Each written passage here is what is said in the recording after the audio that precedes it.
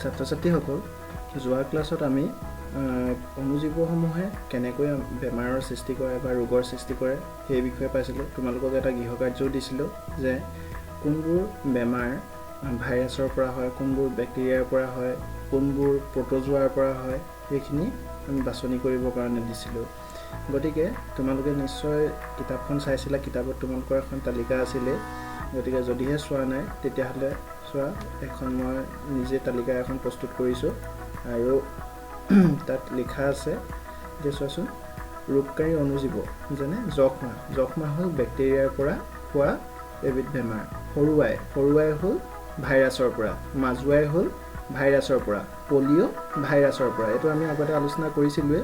তাৰপিছতে কলেৰা বেক্টেৰিয়াৰ পৰা, তাৰপিছত টাইফয়েড বেক্টেৰিয়াৰ পৰা, তাৰপিছত আহিলে হেপাটাইটিছ বি, সেইটো ভাইৰাছৰ পৰা, আৰু মেলেৰিয়া প্ৰটোজোৱাৰ পৰা।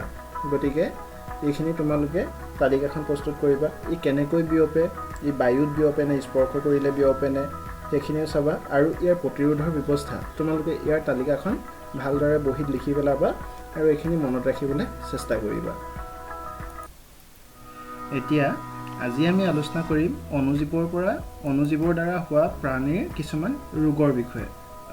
আমাৰ মানুহৰ লগতে কিছুমান প্ৰাণীৰো কি হয়, অনুজীৱৰ দ্বাৰা বেমাৰৰ সৃষ্টি হয়। গতিকে কিনো বেমাৰ সৃষ্টি হয় তাকে আমি আলোচনা কৰিম।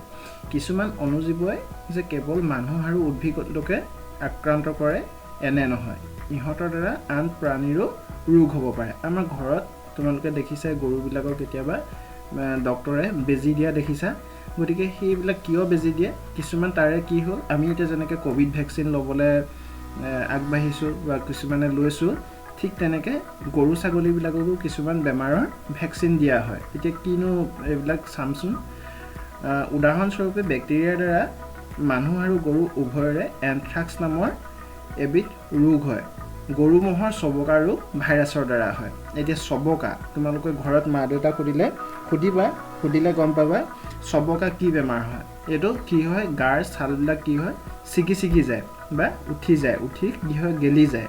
গতিকে চবকা ৰোগ যেতিয়া হ'ব তেতিয়া ইয়াক মানে ভাল কৰাটো খুব টান হয়। সেইকাৰণে কি হয়, ইহঁতৰ চবকা ৰোগৰ কাৰণে আগতীয়াকৈ গৰুবিলাকক বা ছাগলীবিলাকক ভেকচিন দিয়া হয়। আমি ভাইৰাছৰ দ্বাৰা যিবিলাক বেমাৰ সৃষ্টি হ'ব সেইবিলাক আমি ভেকচিন নলোৱাকৈ নহ'বই। যেনে পলিঅ'ৰ কাৰণে আমি যিটো টোপাল খাওঁ স্কুলবিলাকত গৈ, পলিঅ' যে আমি ঔষধ খাওঁ, সেইটো কি হয়, এক প্ৰকাৰৰ মানে ভেকচিন হয়। গতিকে তোমালোকে সেইটো কথা সদায় মনত ৰাখিবা। ৰবাৰ্ট ককে 1874 চনত এনথ্ৰাক্স ৰোগ কৰা বেক্টেৰিয়া বেচিলাছ এনথ্ৰাচিছ আৱিষ্কাৰ কৰিছিল। এতিয়া এনথ্ৰাক্স যিটো ৰোগৰ কথা পালোঁ আমি, গৰু আৰু ম'হৰ উভয়ৰে, মানুহৰো হ'ব পাৰে এইটো।